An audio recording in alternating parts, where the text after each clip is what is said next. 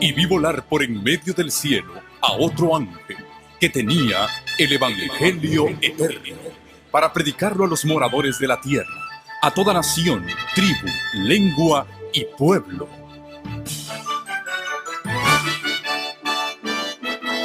Con ustedes su programa cristiano con temas bíblicos de actualidad.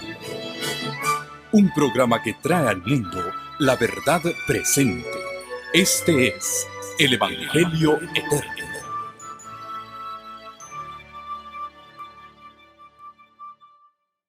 Buenas noches, es un gusto en saludarles, un placer de tenerles aquí con nosotros en esta hora y poder compartir juntos el estudio de la palabra de nuestro Dios.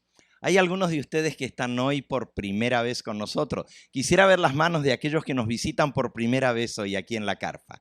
Ok, veo un buen número de manos.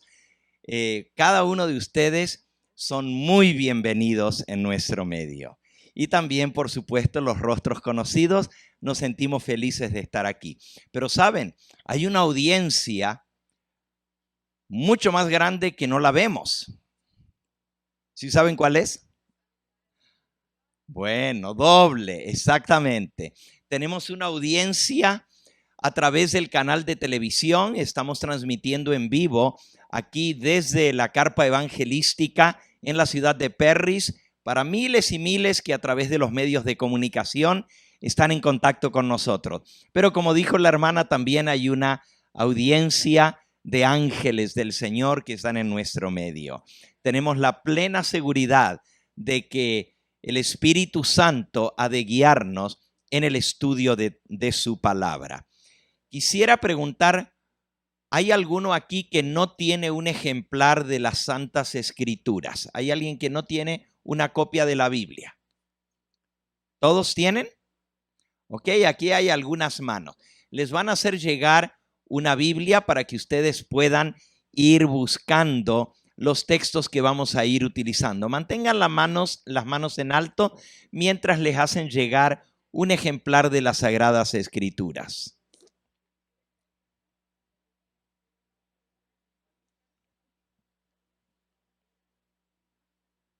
Muy bien, aquí hay otra mano.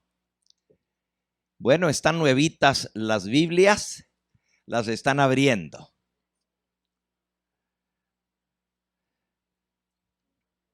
La palabra de Dios está dividida en Antiguo y Nuevo Testamento. El Antiguo Testamento lo escribieron los profetas. El primero de ellos fue Moisés, 1500 años antes de que Jesucristo naciera.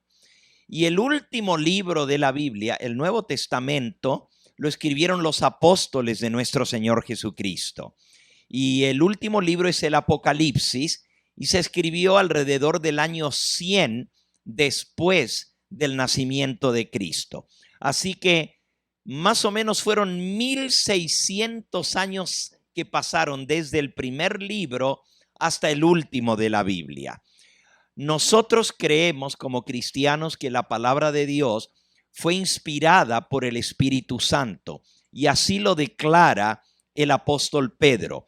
Si buscamos en su epístola, en la epístola de Segunda de Pedro, en el capítulo 1, Segunda de Pedro, está casi hacia el final de su Biblia. Dice en el versículo 19 al 21, Segunda de Pedro 1, 19 al 21. Tenemos también la palabra profética más segura, a la cual hacéis bien en estar atentos, como a una antorcha que alumbra en lugar oscuro hasta que el día esclarezca y el lucero de la mañana salga en vuestros corazones. Entendiendo primero esto, que ninguna profecía de la Escritura es de interpretación privada, porque nunca la profecía fue traída por voluntad humana, sino que los santos hombres de Dios hablaron siendo inspirados, ¿por quién? Por el Espíritu Santo. Si ustedes notan, este pasaje está hablando de la palabra profética más segura. Y luego dice que la profecía no fue traída por voluntad humana. Los seres humanos no escribieron lo que a ellos se les ocurrió, sino que todos fueron inspirados por el Espíritu Santo. Los profetas de antaño, los que vivieron antes de Cristo, todos ellos escribieron lo que Dios les reveló. Y los profetas del Nuevo Testamento, algunos de ellos escribieron la vida de Jesús, sus obras, sus milagros, su muerte, su resurrección, porque fueron testigos oculares de esas cosas que sucedieron. Pero también fueron guiados por el Espíritu Santo al relatar estas cosas. Y luego el resto del Nuevo Testamento fue también inspirado por revelación de Dios. Ahora, ¿cómo se escribió la Biblia? Digamos, ¿cómo nos llegó hasta nosotros? Nosotros decimos, es palabra de Dios. Pero la escribieron los hombres. Y los profetas, así como los apóstoles, eran hombres de carne y hueso como nosotros, eran pecadores, como nosotros somos pecadores. ¿Por qué entonces le llamamos la palabra de Dios? Según lo que leímos, es porque fue inspirada por el Espíritu Santo. Pero ¿cómo el Espíritu Santo les inspiró, les reveló a los profetas lo que debían escribir? Muy bien. La hermana contestó bien. El profeta Moisés, el primero que escribió los primeros 5 libros de la Biblia, él nos dice en el libro de Números, ese es el 4º libro de la Biblia. Números. Está Génesis, Éxodo, Levítico y luego viene Números. En el capítulo 12 del libro de Números, dice en el versículo 6, y él les dijo, oíd ahora mis palabras. Y aquí el que está hablando es Dios mismo. En el versículo 5 dice, entonces Jehová descendió en la columna de nube y se puso a la puerta del tabernáculo y llamó a Aarón y a María y salieron ambos. Números 12 y ahora el versículo 6. Y dice, y él les dijo, oíd ahora mis palabras. Cuando haya entre vosotros profeta de Jehová, le apareceré en visión, en sueños hablaré con él. Cuando haya profeta de Jehová, le apareceré en visión, en sueños hablaré con él. ¿Qué diferencia hay entre un sueño y una visión? Muy bien, muy bien. Un sueño y una visión realmente son la misma cosa. La única diferencia es que el sueño profético, la persona lo tiene mientras está dormida y la visión la tiene mientras está despierto. Así que es lo mismo, sueño o visión. Claro, en el caso de un sueño, no es cualquier sueño, porque todos nosotros soñamos de noche. No quiere decir que si soñamos ya hemos tenido una revelación de Dios. A veces Dios nos puede dar un sueño y hablarnos a través del sueño. Pero normalmente los sueños proféticos son dados a profetas, a personas que Dios ha escogido. Por eso dice, cuando haya profeta de Jehová entre vosotros, le apareceré en visión, en sueños hablaré con él. Y nuevamente, la visión es lo mismo que un sueño. El profeta sin embargo está despierto y mientras está despierto pierde noción de lo que le rodea y comienza a ver como si fuera un sueño. Pero está despierto, pero no se da cuenta de aquello que lo rodea. Pierde la noción del tiempo, del lugar, de lo que está a su alrededor, no ve nada ni nadie, solamente está concentrado en ver la visión. Muchos profetas, cuando entran en visión, no solamente pierden contacto con la realidad que los rodea, pero también a veces pierden la fuerza, lo encontramos en la Biblia.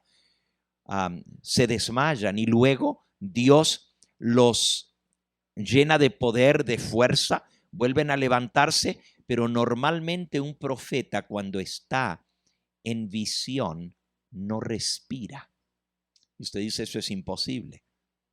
Pues efectivamente, la Biblia dice que no hay respiración en ellos en el tiempo que están en visión. Dios los mantiene, la conexión con Dios, porque son llenos del Espíritu Santo, les mantiene la vida, pero no exhalan ni inhalan ningún tipo de respiración. Ese es un tema muy interesante, pero hoy estamos hablando de lo que es profecía. Y vamos a ver entonces un poquito sobre lo que es profecía. Volviendo al versículo que leímos hace un momento, segunda de Pedro, capítulo 1, y en el versículo 19, dice: tenemos también la palabra profética más segura, a la cual hacéis bien en estar atentos. Así que el apóstol San Pedro nos dice que debemos estar atentos a la palabra profética, a lo que han hablado los profetas, porque es como una antorcha que nos alumbra el camino cuando la senda está oscura. Vivimos en un mundo de peligro, en un mundo de muchas dificultades y cada vez se está poniendo más difícil la vida en este planeta. La palabra profética nos dice el por qué está pasando lo que está pasando. Y también nos va alumbrando como una antorcha.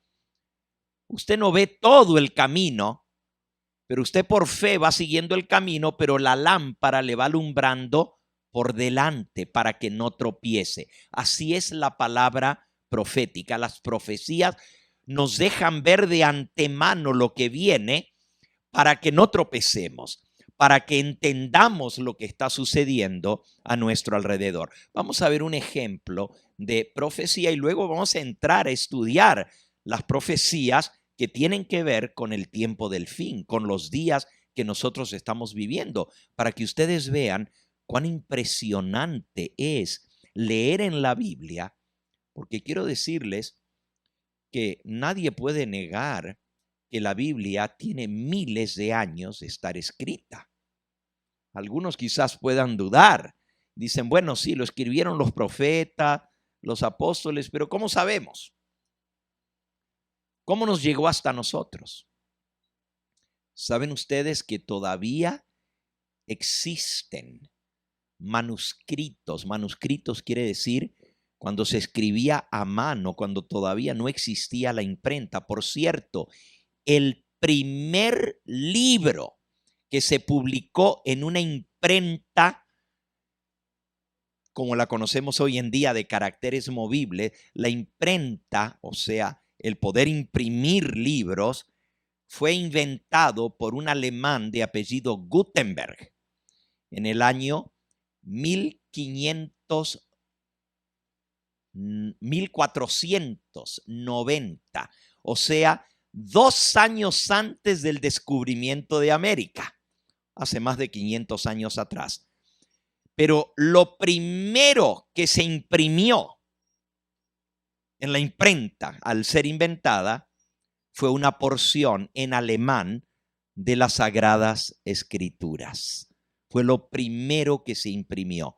Y unos poquitos años más tarde, unos 15 años más tarde, cuando ya la imprenta se estaba usando, imagínense que antes de la imprenta, todo libro, todo tenía que ser escrito a mano.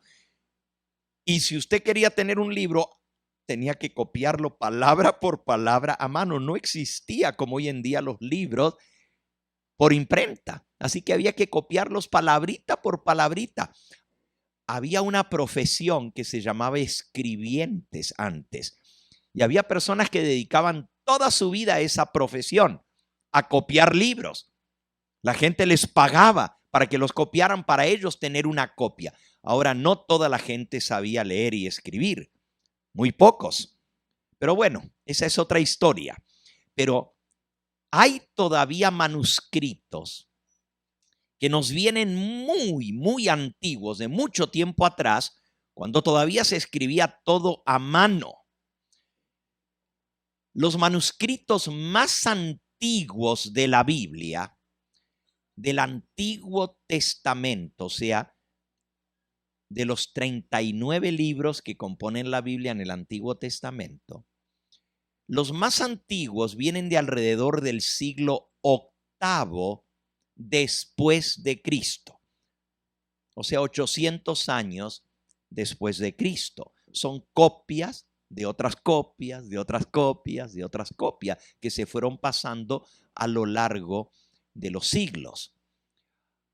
Sin embargo, esas copias, el Antiguo Testamento se escribió en hebreo, el idioma de los judíos, y el Nuevo Testamento se escribió en griego. Esas copias del Antiguo Testamento fueron escritas por un grupo de personas que eran escribas, copistas, se les llamaba masoretas, porque ellos estudiaban a fondo las Sagradas Escrituras y estaban encargados de la transmisión del texto sagrado. Eran muy cuidadosos al copiar, porque sabían que era palabra inspirada de Dios lo que estaban copiando. Contaban cada letra, chequeaban su copia cientos de veces. Y como en esa época, pues se escribía, bueno, ya existía el papiro, pero anteriormente se escribía sobre cueros de animales. Y si cometían un error, no se podía borrar. El papiro tampoco se podía borrar porque el papiro absorbía la tinta y ya que quedaba y no se la podía borrar. Así que tenían que tirar el documento y volver a copiarlo. Los masoretas hicieron un trabajo extraordinario en la copia de la Biblia. Hicieron miles y miles de copias que se diseminaron por todas partes. Y esas copias copiadas a mano todavía existen en muchos museos. Estamos hablando de hace 1200 años atrás. Pero podemos ir más atrás. En el año 1947, o sea, hace más o menos unos 60, 70 años atrás, unos niños árabes que vivían en Palestina, en Israel, todavía no, bueno, justamente estaba todavía en esa época en guerra, la famosa guerra de Israel, y se formó en 1948 el Estado de Israel.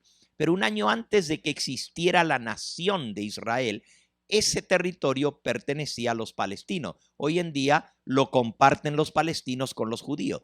Resulta que estos niños se les llama beduinos. Los beduinos vienen a ser como los gitanos, porque viven en carpas y se van moviendo con el ganado para donde hay pasto para las ovejitas y para las cabras. Se van moviendo. Es una comunidad beduina. Todavía existen. El año pasado estuvimos con el Evangelio Eterno en Israel y vimos muchos campamentos de beduinos que viven todavía debajo de carpas. Estos niños estaban cuidando cabras en la zona desértica del sur de Judea. Esa zona se llama la zona del Mar Muerto, porque ahí está el famoso Mar Muerto, que es el cuerpo de agua que está a mayor profundidad en el planeta Tierra. El Mar Muerto tiene el nivel del agua a 400 metros debajo del nivel del mar. O sea que es un pozo. Es el lugar más profundo del planeta Tierra. Ese es el Mar Muerto. Y allí alrededor es todo muy desértico, hay montañas. Y estos niños pues estaban cuidando las cabras, se le escaparon las cabras por allá en las montañas, los niños fueron detrás de las cabras, eran dos, uno tenía unos 13 años y el otro como unos 11 años de edad. Y vieron en la montaña unos huecos, unas cuevas, no las habían visto antes. Justamente en 1947 hubo un terremoto en esa zona y parece que el terremoto derrumbó parte de la montaña y las piedras y quedaron al descubierto unas cuevas que habían estado tapadas antes. Y a uno de los niños se le ocurrió tirar para hacer puntería. Entre los dos comenzaron a hacer puntería a ver quién metía la piedra en la cueva desde abajo. Y así estuvieron tirando piedras a la cueva hasta que en un momento una pedrada que tiraron escucharon que algo se quebraba, como que había algo que se estaba quebrando dentro. ¿Qué habrá sido eso?, pensaron. Un lugar desértico. Y subieron la montaña, se metieron en la cueva y encontraron un montón de tinajas de barro. De este tamaño más o menos, como que fuera esto, pero tienen otra forma, ¿verdad? Como una tinaja y tienen una tapa arriba. Lo que habían quebrado era una tinaja de barro con la pedrada. Y adentro había rollos con escritura. Los niños no sabían leer, pero les pareció interesante. Dijeron, uy, capaz que podemos vender esto a algún turista. Y se llevaron unos rollos, pero había muchas tinajas. Se llevaron unos rollos debajo del brazo y unos días más tarde que fueron a Jerusalén, trataron de vender los rollos entre los turistas. Nadie los quería, eran unos rollos viejos allí.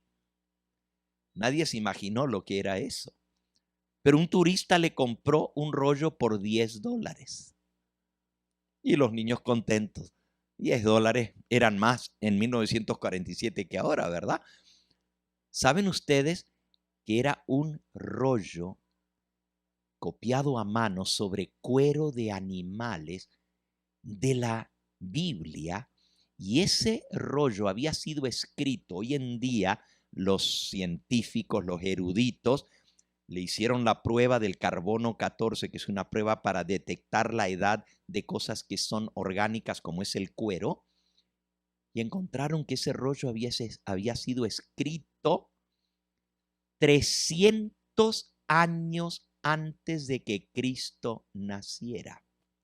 El rollo que compró el turista lo vendió por allá y ese lo vendió a otro, y hoy en día ese rollo está en el Museo de Londres. Y el Museo de Londres pagó $3,5 millones por ese rollo que se vendió por $10. Es un tesoro tremendo. Claro, cuando se supo la noticia que se había descubierto esto, fueron a ver la zona. Los niños ya habían sacado más rollos porque vieron que les daba negocio y los podían vender.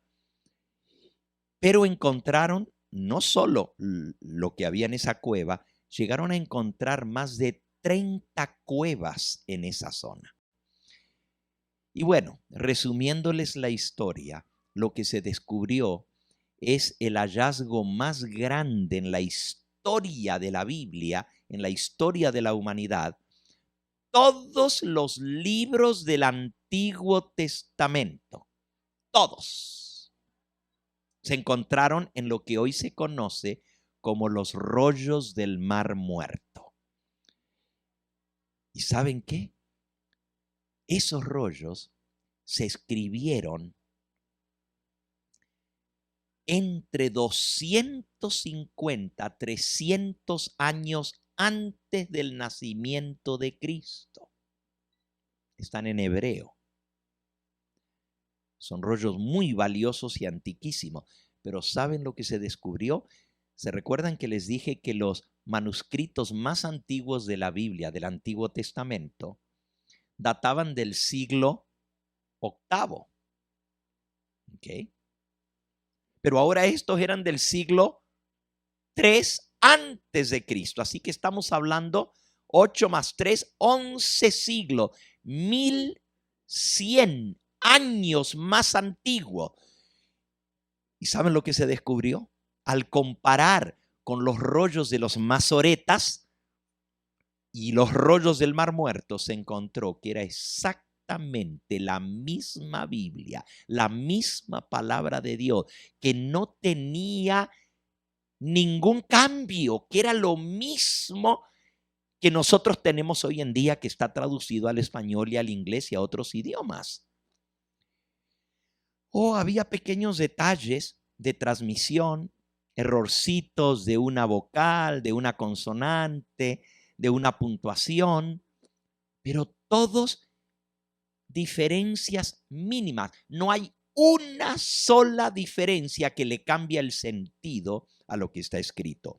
Hoy en día, esos rollos están en un museo en la ciudad de Jerusalén, y ese museo se llama el Museo del Libro.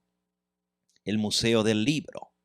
Y el museo lo construyeron con una forma muy especial. El museo está bajo tierra porque mantienen esos rollos, que son muy, pero muy valiosos, los mantienen a un nivel controlado de temperatura y de humedad, o sea, sin humedad, más bien totalmente seco para conservarlo. Son de cuero. Y por cierto, se conservaron allá en la zona del Mar Muerto porque es una zona que no llueve nunca. Es uno de los pocos lugares en el planeta Tierra que no cae agua.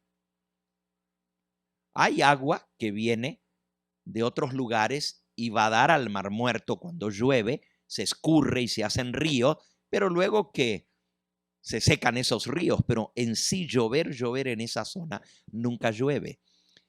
Y de no haber sido por ese terremoto, nunca hubieran descubierto esos rollos. Pero lo más impresionante es que nos muestra que la Biblia que nosotros tenemos hoy en día es la misma palabra de Dios.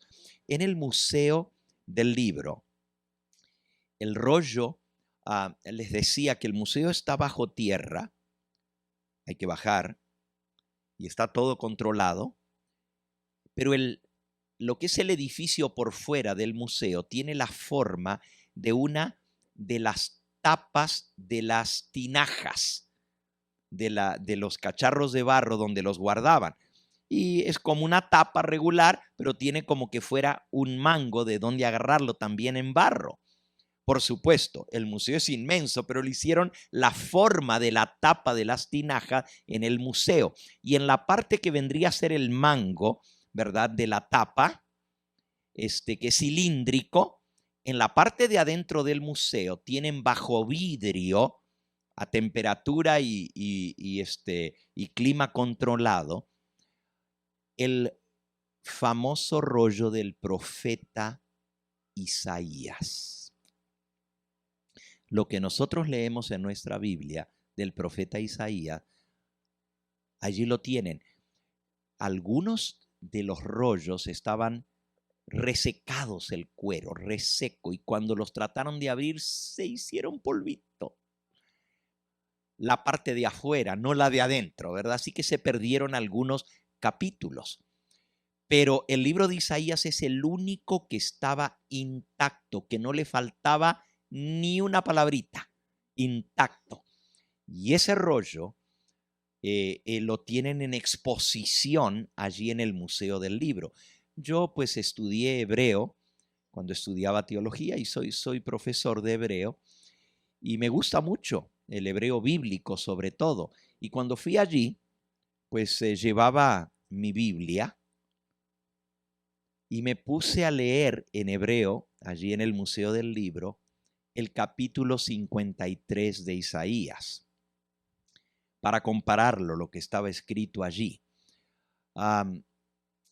El rollo que tenía delante mío, ese rollo fue escrito o copiado a mano 300 años antes que naciese el Señor Jesús.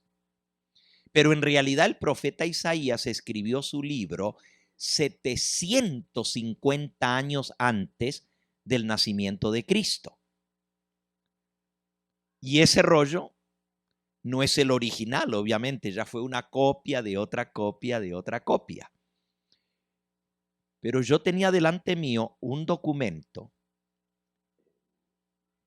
que lo escribieron a mano, y por cierto, las personas que copiaban esos rollos eran una comunidad de judíos que se llamaban esenios y vivían en un pueblito allí cerca, en el desierto, recogían agua. Bueno, no les voy a contar toda la historia de ellos, pero ellos se encargaban de copiar las Sagradas Escrituras.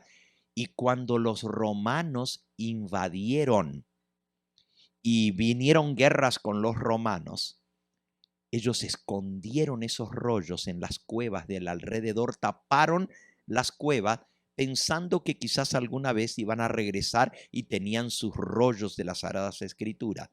Nunca regresaron.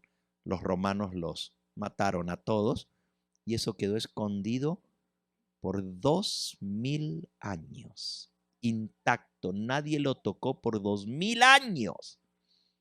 Y por esos niñitos y el terremoto que derrumbó una de las cuevas, ya después fueron y buscaron con sonar y todo lo demás y encontraron más de 30 cuevas llenas de rollos. Es algo extraordinario. Pero les quiero decir la impresión que a mí me dio leer el capítulo 53 de Isaías. Y yo lo voy a leer con ustedes, lo vamos a leer, porque eso se escribió 750 años antes que Cristo naciera. Y ahora vamos a ver lo que es profecía, porque es impresionante lo que vamos a leer.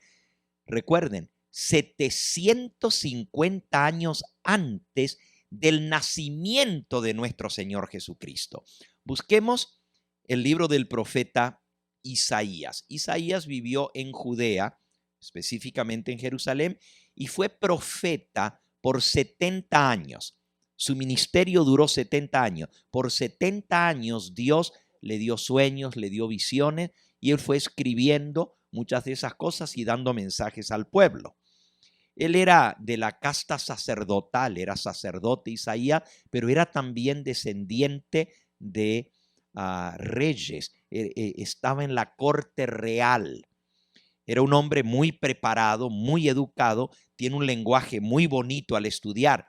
Les menciono esto porque algunos de los otros autores de la Biblia eran personas muy sencillas. Algunos eran campesinos, los apóstoles eran pescadores, y usted lee y usan lenguaje sencillo, pero el profeta Isaías usa un lenguaje muy refinado, ¿verdad?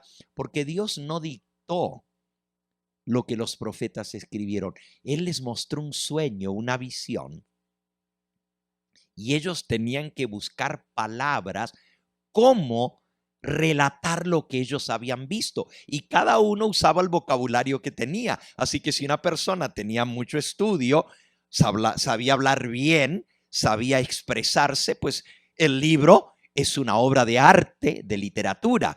Pero otros que eran humildes como pescadores, pues escribían en forma más tosca, ¿verdad? Y esos estilos literarios se dejan de ver a lo largo de toda la Biblia. Pero yendo al libro de Isaías en el capítulo 53, vamos a leerlo. Y recuerden que lo que vamos a leer se escribió 750 años antes que Cristo naciera.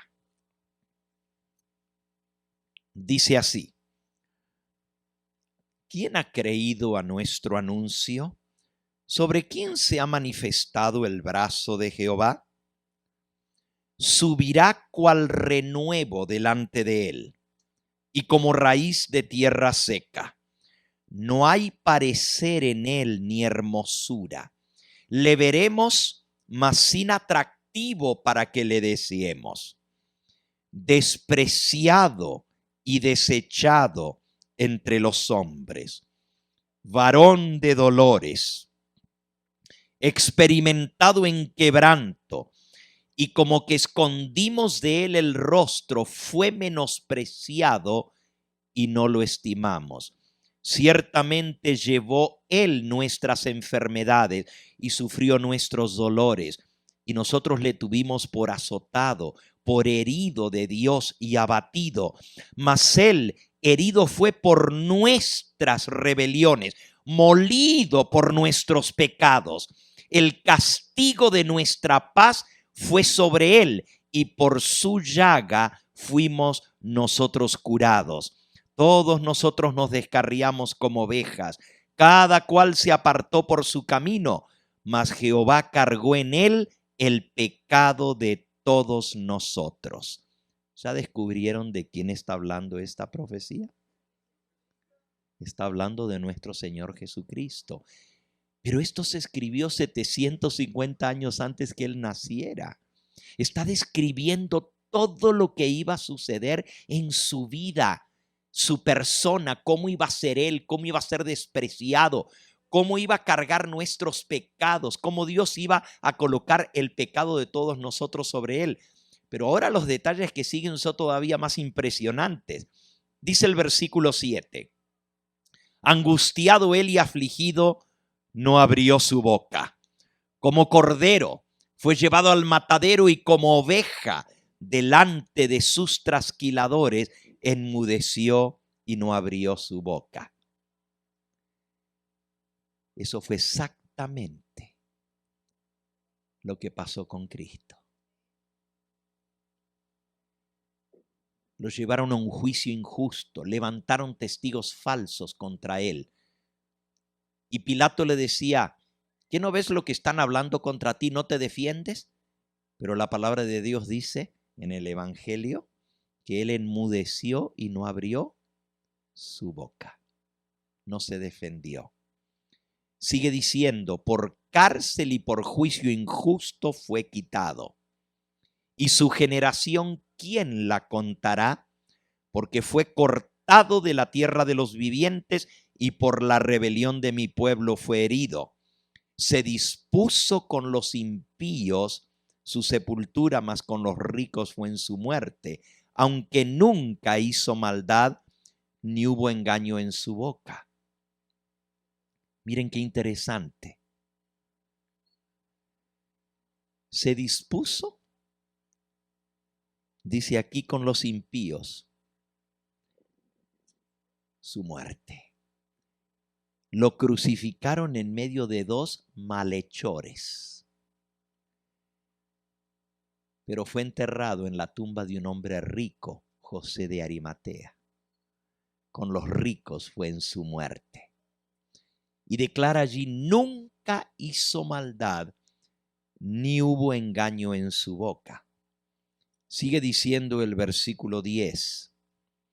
Con todo esto, Jehová quiso quebrantarlo, sujetándole a padecimiento. Cuando haya puesto su vida en expiación por el pecado, verá linaje, vivirá por largos días, y la voluntad de Jehová será en su mano prosperada. Cuando haya puesto su vida en expiación por el pecado.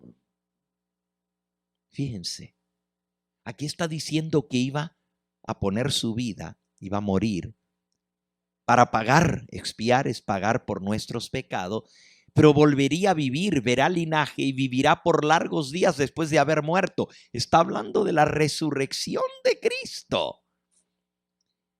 Versículo 11. Verá el fruto de la aflicción de su alma y quedará satisfecho.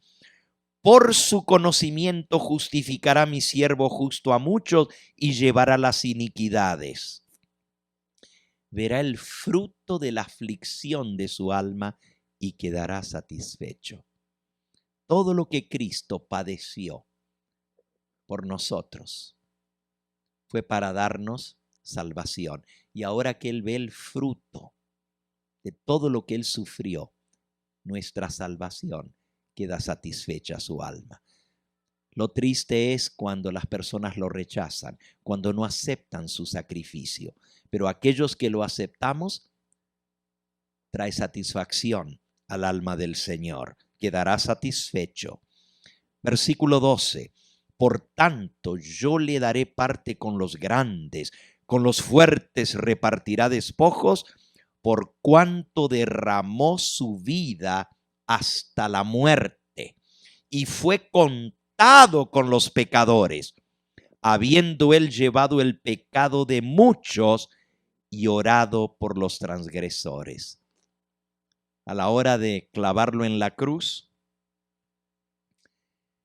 las palabras que él dijo cuando le atravesaban las manos y los pies fueron: Padre, perdónalos porque no saben lo que hacen. Oró por sus transgresores y cargó el pecado de todos nosotros. Cuando yo leía estas palabras en el hebreo, en el idioma original en que se escribieron, y tenía delante mí un documento tan antiguo, sabiendo que eso estaba escrito siglos antes que esto sucediera, no pude más que decir: verdaderamente Dios inspiró este libro.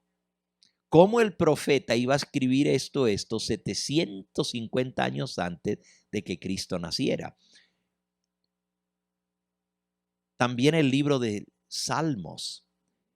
Ustedes saben que los Salmos son 150 y los Salmos eran el himnario de la nación judía, del pueblo hebreo. Los salmos los cantaban ellos, hasta el día de hoy se cantan los salmos. Pero hay un montón de salmos que también son profecía. Les muestro un ejemplo. Vamos al Salmo 22. Y este salmo, el Salmo 22, es un salmo de David. Y el rey David vivió 1050 años antes del nacimiento de Cristo. Más antiguo todavía que el profeta Isaías. 300 años más anteriormente al profeta Isaías. Y miren cómo dice el Salmo 22. Dios mío, ¿por qué me has desamparado? Las mismas palabras que Jesús exclamó en la cruz. ¿Por qué estás tan lejos de mi salvación y de las palabras de mi clamor? Dios mío, versículo 2, clamo de día y no respondes, y de noche no hay para mí reposo. Está hablando de la desesperación del Hijo de Dios en la cruz. Dice el versículo 6, mas yo soy gusano y no hombre, al cargar el pecado de todos nosotros, oprobio de los hombres, burla, despreciado del pueblo.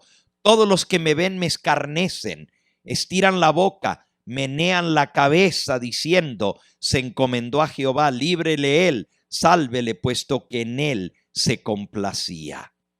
Las mismas palabras que le dijeron al Señor Jesús, cómo se burlaron de él en la cruz.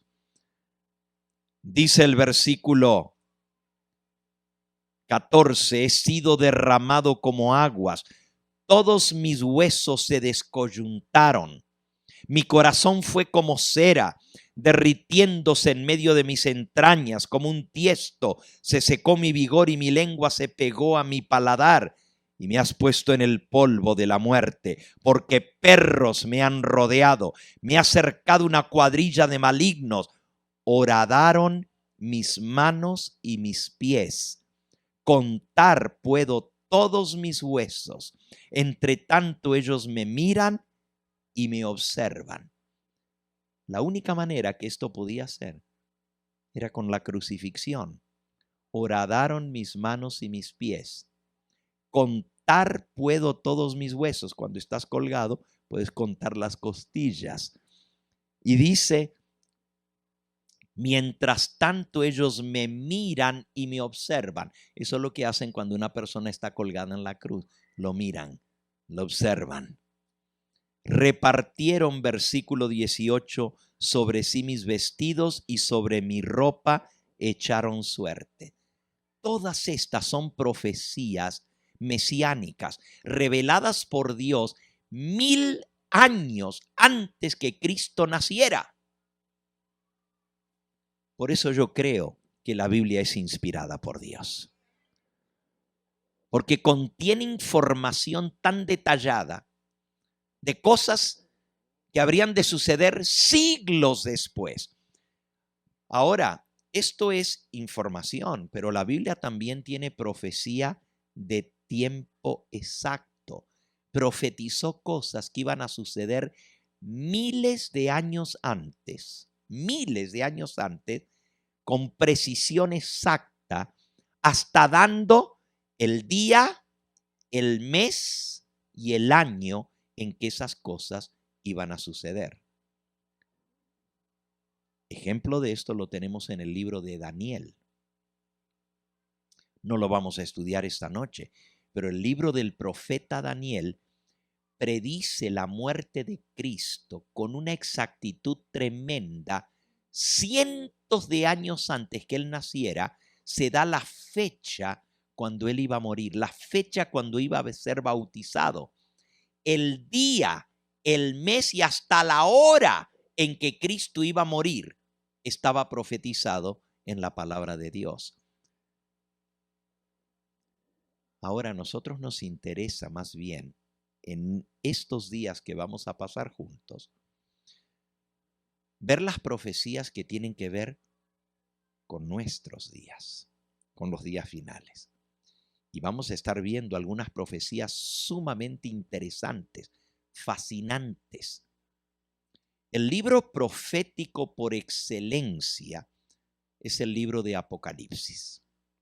Y les decía que les iba a mostrar un ejemplo de cómo es una visión. Para esto vamos al libro de Apocalipsis.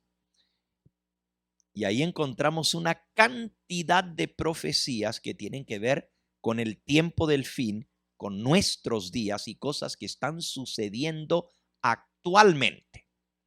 Apocalipsis, en el capítulo 1, comienza diciendo: la revelación de Jesucristo que Dios le dio para manifestar a sus siervos las cosas que deben suceder pronto, y la declaró enviándola por medio de su ángel a su siervo Juan, que ha dado testimonio de la palabra de Dios y del testimonio de Jesucristo y de todas las cosas que ha visto. Así que la revelación, y por cierto, la palabra Apocalipsis es una palabra griega que quiere decir revelación. Exactamente, eso es lo que quiere decir, revelación. Revelar es dar a conocer algo, descubrir algo que estaba encubierto. La revelación de Jesucristo. O sea que el libro de Apocalipsis, y hay mucha gente que no le gusta estudiar el libro de Apocalipsis, les da miedo porque trae muchas profecías y cosas impresionantes. Dicen, ay no, a mí, yo leo la Biblia, pero el libro de Apocalipsis no, porque ni lo entiendo, ni me gusta estudiarlo porque es muy complicado, pero aparte de eso me asusta. Pero es la revelación de Jesucristo. Y si nosotros amamos al Señor Jesucristo, tenemos que estudiar lo que Él nos reveló, porque dice que tiene que ver con las cosas que han de suceder pronto, y Juan las registró porque el Señor se las reveló. Y él cuenta cómo fue. Dice en el versículo 9, yo Juan, vuestro hermano y copartícipe vuestro en la tribulación, en el reino y en la paciencia de Jesucristo, estaba en la isla llamada Patmos por causa de la palabra de Dios y el testimonio de Jesucristo. La isla llamada Patmos queda frente a Asia Menor y es una pequeña islita del archipiélago de las islas griegas. de Grecia, más al sur de Grecia. Está frente a la ciudad de Éfeso, capital de la provincia de Smir en Turquía hoy en día. Pero en la época del Imperio Romano, y por cierto, el libro de Apocalipsis se escribió alrededor del año 96 después de Cristo. En esa época, la isla de Patmos, donde se escribe el libro de Apocalipsis, donde estaba Juan, era una colonia penal, o sea, una cárcel. Así como hoy en día hay cárceles que son islas, porque es más fácil controlar a los presos si están en una isla, ¿verdad? No se pueden escapar. Como la isla de San Quintín, aquí cerca de San Francisco, ¿verdad? O la isla de Alcatraz, otra isla famosa de cárcel, ¿verdad? Patmos, la isla entera, era una cárcel, una prisión para reos del Imperio Romano. Ahí los ponían, porque es una isla que está lejos de todo, no hay ninguna costa cerca y está toda rodeada de acantilados. Ni siquiera puede llegar un barco porque las olas te azotan contra las rocas. Y ahí llevaban a los presos y los dejaban.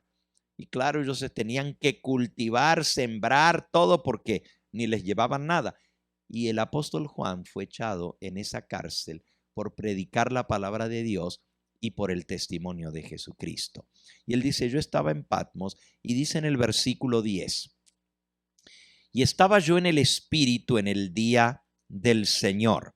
En la Biblia, el único día al que se le llama el día del Señor en la Biblia es al séptimo día de la semana. Hoy en día los cristianos en general le llaman día del Señor al domingo, pero en la época de los apóstoles y en la Biblia, al único día que se le llama día del Señor es al séptimo día de la semana. Solo lo menciono de paso, no hace falta que lo estudiemos, pero dice aquí, estaba yo en el Espíritu en el día del Señor, un sábado, y oí detrás de mí una voz como de trompeta que decía, yo soy el Alfa y la Omega, el primero y el último. Escribe en un libro lo que ves y envíalo a las 7 iglesias que están en Asia, a Éfeso, Esmirna, Pérgamo, Tiatira, Sardis, Filadelfia y la Odisea. Por cierto, el año pasado fui a Turquía y me tocó visitar esas 7 ciudades que acabamos de leer, donde estaban las 7 iglesias del Apocalipsis. Fuimos visitando una por una, Éfeso, Esmirna, Pérgamo, Tiatira, Sardis, Filadelfia y la Odisea. Es una experiencia inolvidable, increíble, todo lo que vimos allí y cosas muy, pero muy interesantes. Pero no voy a hablar de eso ahora. Juan está un sábado y dice que entra en espíritu. En espíritu quiere decir recibió una visión. Algunos le llaman un trance visionario o un trance profético. A mí no me gusta usar mucho ese término, aunque es correcto por el diccionario. Se le llama un trance a una persona que está en trance o en visión porque pierde contacto de lo que hay a su alrededor. Pero no me gusta usarlo porque también los espiritistas entran en trance, solo que ellos reciben comunicaciones del mundo de los espíritus y sí les hablan los espíritus.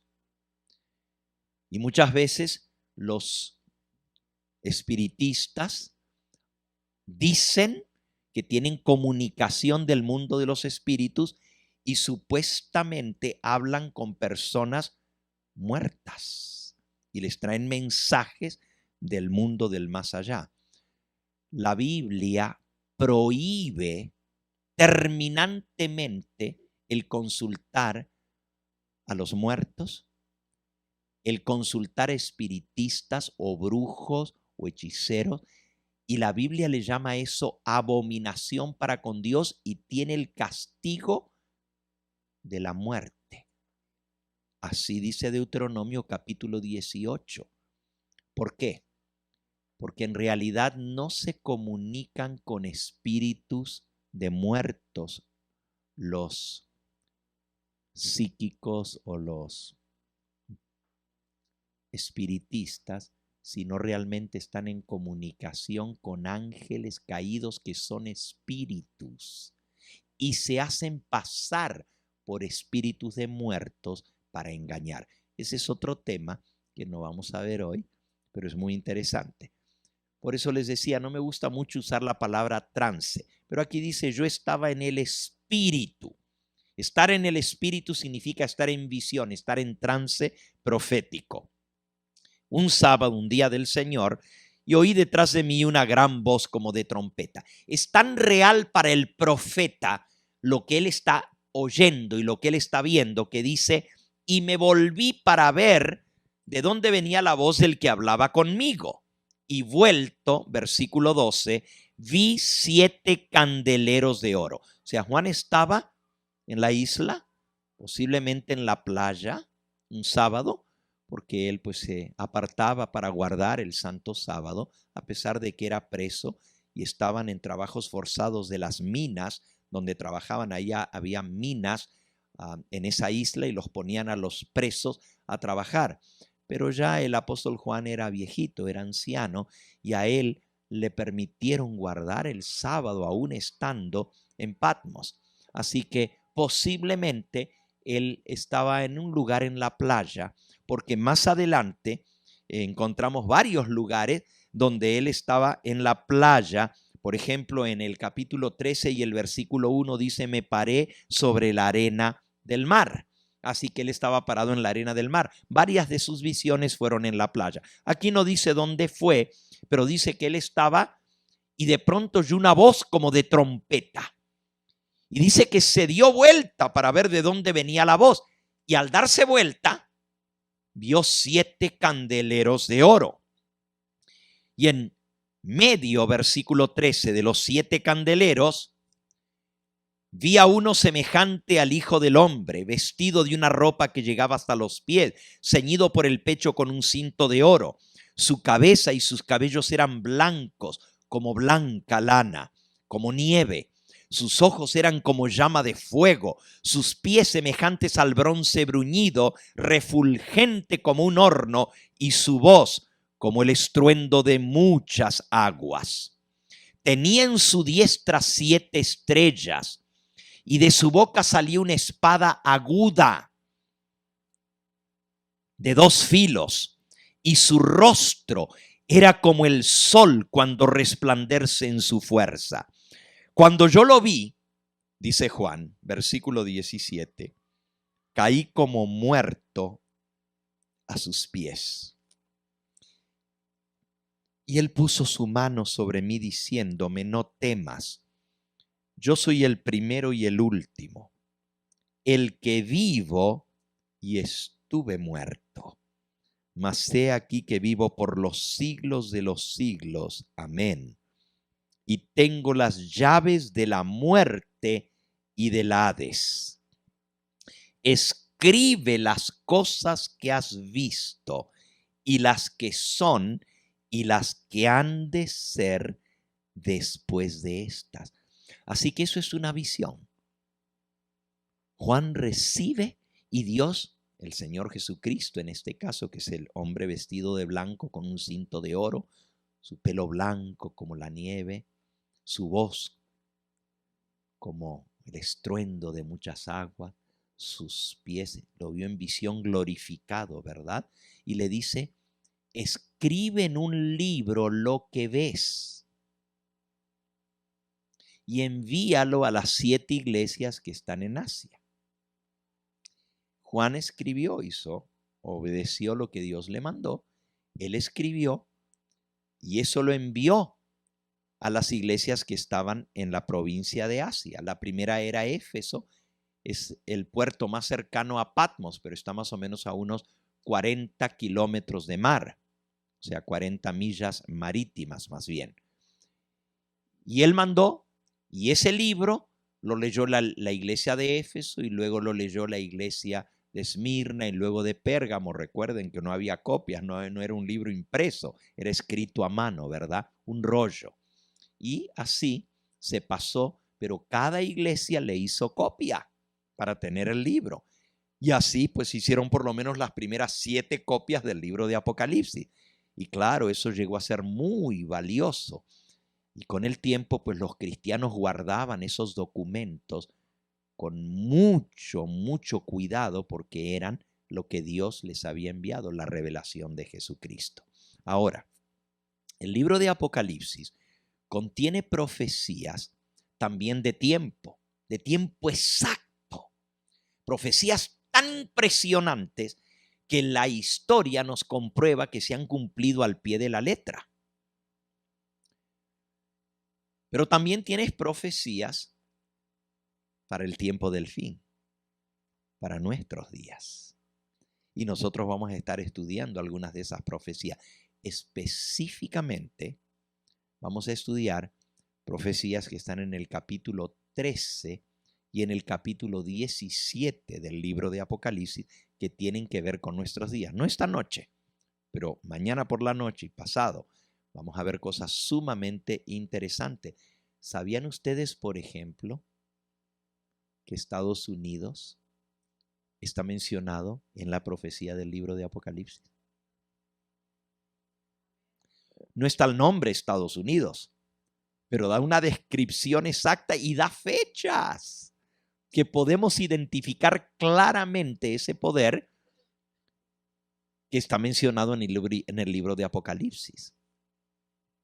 ¿Sabías tú, por ejemplo, que el libro de Apocalipsis menciona también el comunismo y el bloque soviético? ¿Y sabes tú que predice la caída del comunismo siglos antes que esto surgiera? Es muy interesante. ¿Sabes tú que el libro de Apocalipsis menciona que la figura más importante en el mundo político y religioso en nuestros días, en esta época, iba a ser el obispo de Roma y que iba a tener contacto político con la mayoría de las naciones de la tierra, iba a tener representación diplomática en los países del mundo, pero también iba a tener relación con los líderes religiosos de todas las religiones. ¿Sabías tú que el ecumenismo está profetizado en el libro de Apocalipsis? Muy interesante, ¿verdad? Siglos antes, estamos hablando de 2000 años atrás. La Biblia no menciona por nombre al Papa Francisco o no menciona por nombre a Barack Obama, no da su nombre, pero las descripciones que da nos ayudan a identificar y nosotros podemos ver en lo que está sucediendo hoy en día. Por ejemplo, el libro de Apocalipsis profetizó que Estados Unidos y el papado, el Vaticano, se iban a dar la mano e iban a trabajar de común acuerdo. Eso está profetizado en el libro de Apocalipsis.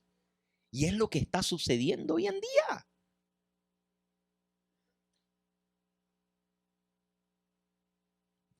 Otro libro muy importante en profecía, ya lo mencioné hace un ratito, es el libro del profeta Daniel.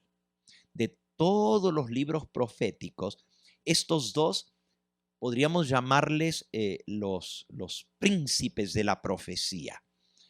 En el Antiguo Testamento, el libro profético por excelencia, el más importante, es el libro del profeta Daniel. Es más, el Señor Jesucristo cita al profeta Daniel y nos dice que debemos estudiar ese libro porque tiene información que nosotros necesitamos conocer para el tiempo del fin. Vamos por un momentito a las palabras del Señor Jesús en San Mateo, en el capítulo 24. San Mateo, capítulo 24. Y por cierto, así como el libro de Daniel es bien importante en profecía y el libro de Apocalipsis es preponderante en profecía, así también Mateo capítulo 24 es un capítulo profético directamente dado por el Señor Jesús. Cuando digo directamente es porque Él lo habló. Fue un sermón que Él dio y fue registrado por los apóstoles. Claro, también el libro de Daniel Él lo inspiró y el libro de Apocalipsis ya vimos que es revelación de Jesucristo. Pero en este caso estamos leyendo un sermón de Cristo. Antes de leer lo que Él dice del profeta Daniel, quiero que ustedes vean qué interesante este capítulo y el contexto de este capítulo. Se le conoce a este capítulo como el sermón profético de Cristo, pero también se le conoce como el sermón del Monte de las Olivas o simplemente el último sermón de Cristo. Cristo dio varios sermones que están registrados en los evangelios, pero este es el último y lo dio 6 días antes de su muerte. Es su último sermón. Y lo dio sentado en el Monte de las Olivas. No lo dio ante un auditorio grande. Lo dio ante un grupo selecto de personas. Solamente estaban sus apóstoles con él. Comenzando en el versículo 3, dice así. Estando él, está hablando de Jesús, estando Jesús sentado en el Monte de los Olivos, los discípulos se le acercaron aparte, diciendo, Señor, dinos, ¿cuándo serán estas cosas? ¿Y qué señal habrá de tu venida y del fin del mundo? Noten que la pregunta es, ¿qué señal habrá de tu venida y del fin del mundo? Y en respuesta a esa pregunta, el Señor Jesús da una lista de señales que habrían de suceder justo antes de su venida y que serían señales de que su venida está cercana. Cuando hablamos de la venida de Cristo, yo creo que todos ustedes saben que cuando Él estuvo aquí en esta tierra, la primera vez que Él vino a esta tierra, cuando digo vino, es que a pesar de que Él nació como un bebé en Belén, Él existía mucho antes de nacer como bebé. La Biblia dice que Él fue encarnado. Encarnado quiere decir que se hizo hombre, que se hizo carne, pero Él era Dios antes de venir a esta tierra. Era Dios eterno. ¿Okay? Allá en San Juan 17, en la oración que hizo Jesús, le dice, Padre, glorifícame tú ahora al lado tuyo con aquella gloria que tuve junto a ti antes de que el mundo existiera. Así que Cristo existió aún antes de que existiera el planeta Tierra y los mundos. Es más, Él los creó. Él es el creador de todo lo que existe. Pero volviendo al sermón profético, Mateo 24, pues qué bonito que me da ver que algunos hasta se están tapando que les da frío, ¿verdad? Está muy, muy bonito ahora esto, ¿no es cierto? A los que asisten aquí regularmente los sábados saben que a veces debajo de la carpa da mucho calor, ¿verdad? Ahora ya no. Ahora ya tenemos aire acondicionado. Así que ya pueden venir con seguridad y con tranquilidad. Si les da frío, nomás avisan y le bajamos un poquito, ¿ok? Muy bien. Volviendo. Para los que nos están escuchando en el canal de televisión, les invitamos. Esta semana vamos a estar aquí hoy, mañana por la noche, viernes, el sábado por la mañana y por la tarde aquí en la ciudad de Perris, bajo una hermosa carpa, pero tenemos clima. Así que acompáñennos, vengan a conocer personalmente este lugar Aquí son las oficinas del Evangelio Eterno, aquí mismo en esta propiedad, y también el canal de televisión. Todos están cordialmente invitados a estas reuniones. Ese fue el comercial de la noche, ¿ok? Ahora volvemos a nuestro tema, ¿ok? ¿Qué responde Jesús a la pregunta, ¿qué señal habrá de tu venida y del fin del mundo? Lo primero que él dice es, versículo 4, respondiendo Jesús les dijo, mirad que nadie os engañe, porque vendrán muchos en mi nombre, diciendo, yo soy el Cristo, y a muchos engañarán. Mañana les voy a mostrar lo que está pasando en el mundo. De hombres que se están haciendo pasar por Cristo y están engañando a mucha gente. Por cierto, uno de ellos, que engañó a mucha gente, ya murió. Era puertorriqueño. ¿Han oído hablar ustedes del falso Cristo? Primero dijo que era Cristo y luego dijo que era el anticristo. Y luego dijo que era el 666. Era de apellido Miranda. Muy famoso. Pero mañana vamos a ver un poquito de los falsos cristos y de los falsos profetas. ¿Ok?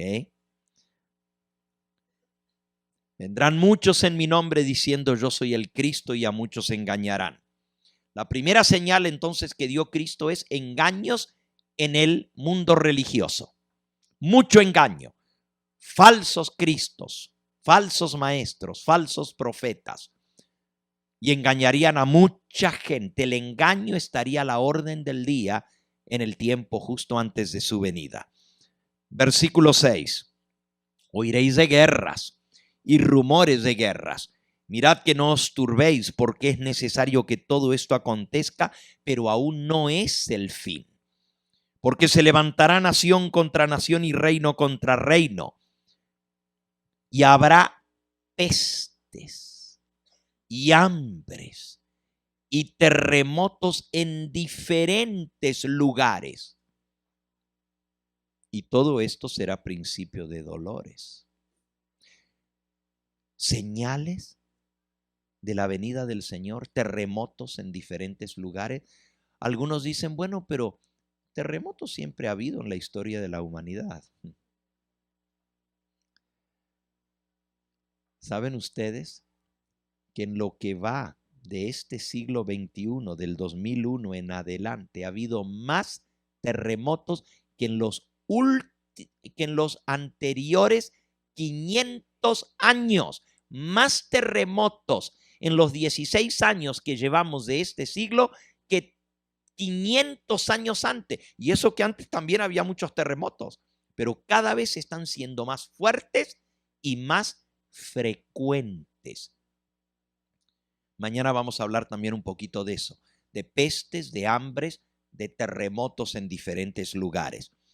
Sigue diciendo, y todo esto será principio de dolores. Por cierto, la palabra que usa allí dolores, en el idioma original que se escribió la Biblia, dice dolores de parto. Y es muy interesante porque las señales son como los dolores de parto. La gente dice, pero guerra siempre ha habido y rumores de guerras. Siempre ha habido pestes, siempre ha habido terremotos. ¿Cómo van a ser señales si siempre ha habido? No, es como los dolores. Principio de dolores. Cuando una mujer está embarazada, sabe más o menos cuándo van a ser el bebé, porque el médico le dice, bueno, el due date es para tal fecha. Y aunque no lo sepa, pues le calcula los 9 meses y también más o menos puede saber el mes en que van a ser el bebé, pero nunca el día exacto ni la hora exacta. Sin embargo, cuando ya se está acercando la fecha, comienza a haber síntomas.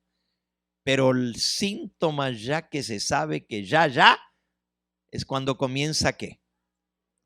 Los dolores de parto. Los dolores de parto. las contracciones.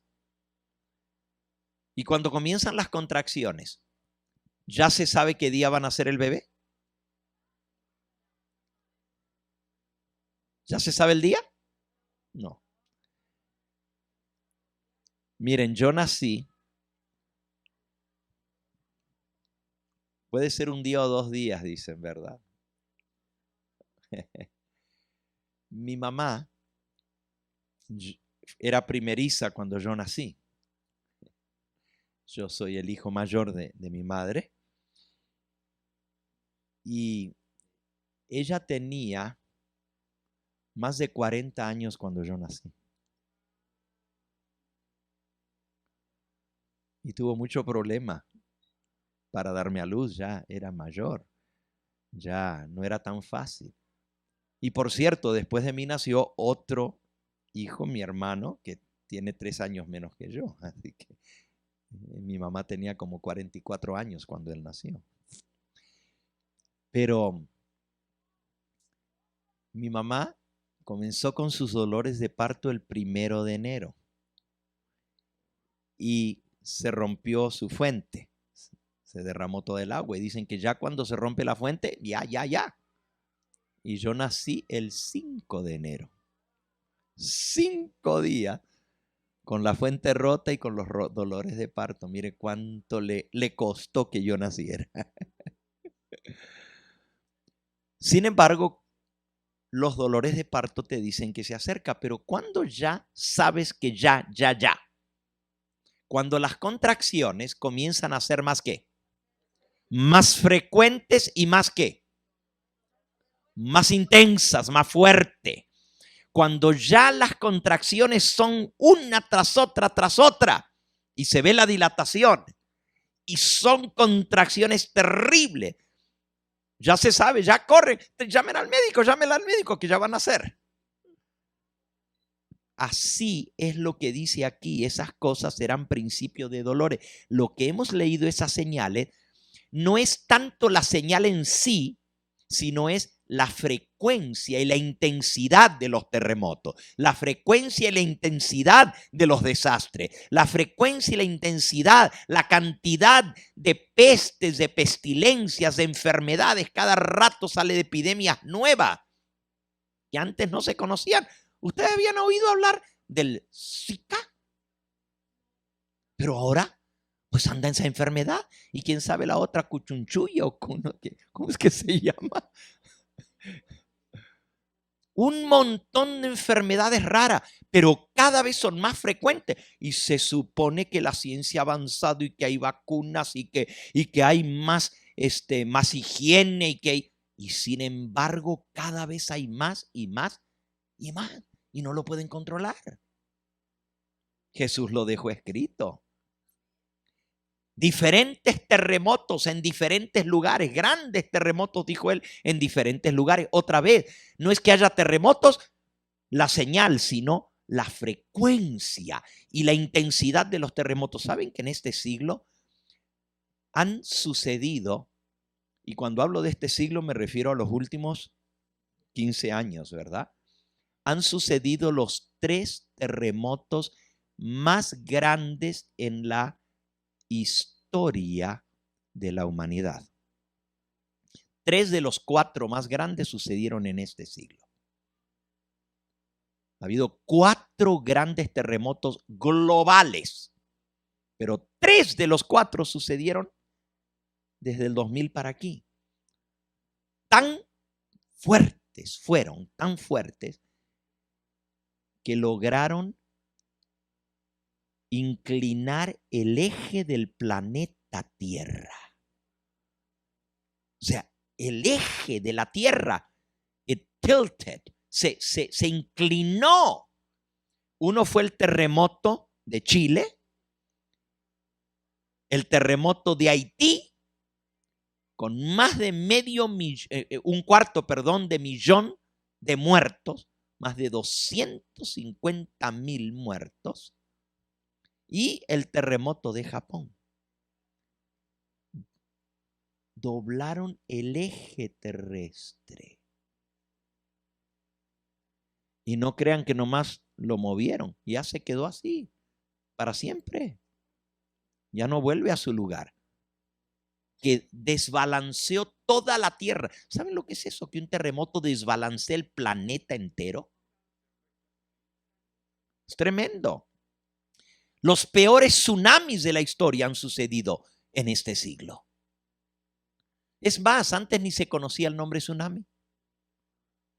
Pero desde el 2001 para aquí, con el famoso tsunami que se llevó también en cuestión de 4 minutos, más de 200,000 personas perdieron la vida con ese tsunami. Ahora sí todos sabemos lo que es un tsunami, ¿verdad?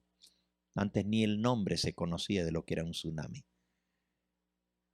Bueno, estamos viendo señales, pero sigamos un poquito más adelante, aquí en Mateo capítulo 24. Dice, todas estas cosas son principios de dolores. Yo estoy leyendo en la versión Valera del 60, en la pantalla esta versión Valera de 1909. Las palabras varían un poquito, pero es casi lo mismo, ¿verdad? Ahora la pusieron en la Reina Valera revisada. Dice el versículo 9, entonces os entregarán a tribulación y os matarán. Not too good news. Esto no es bueno lo que estamos leyendo. Os entregarán a tribulación y os matarán y seréis aborrecidos de todas las gentes por causa de mi nombre. Versículo 10. Muchos tropezarán entonces, se entregarán unos a otros y unos a otros se aborrecerán. Versículo 11. Y muchos falsos profetas se levantarán y engañarán a muchos. Otra vez lo del engaño. Y por haberse multiplicado la maldad. ¿Qué se iba a multiplicar? El amor de muchos se enfriará, mas el que persevere hasta el fin, éste será salvo.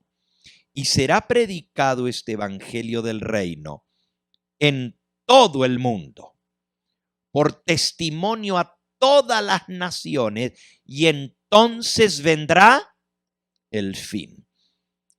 Por tanto, versículo 15, por tanto, cuando veáis en el lugar santo la abominación desoladora de que habló el profeta Daniel, el que lee, entienda. Aquí el Señor Jesucristo en este sermón profético dice que cuando veamos algo que habló el profeta Daniel, tenemos que leer y entender lo que está hablando Daniel,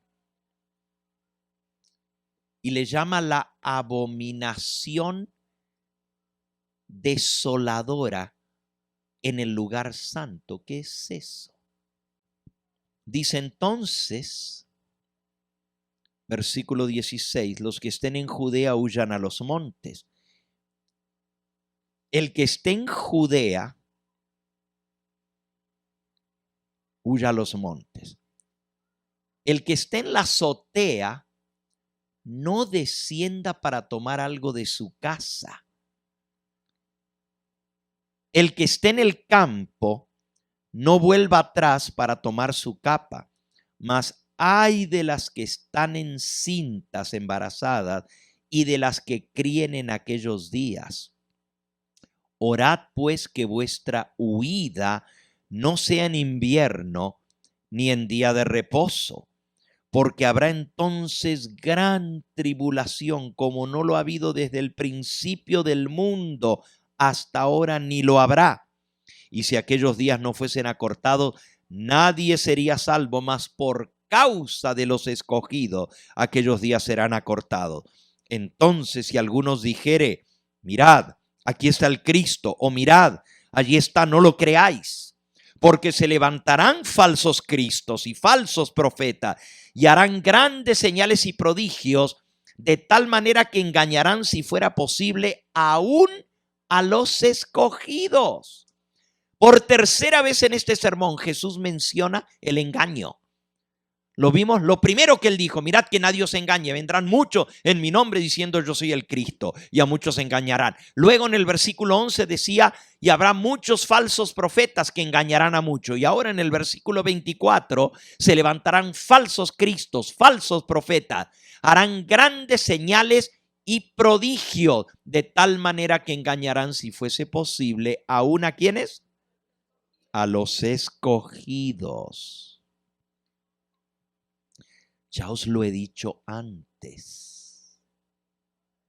Versículo 26. Así que si os dijeren: mirad, está en el desierto, no salgáis, o mirad, están los aposentos, no lo creáis, porque como el relámpago que sale del oriente y se muestra hasta el occidente, así también será la venida del Hijo del Hombre. Aún va a haber engaños con respecto a la venida de Cristo. Y van a decir: ¿está aquí o está allá? Y Cristo dice: no vayáis, no salgáis, no les creáis, porque cuando yo venga va a ser como el relámpago, se va a ver en todas partes del cielo.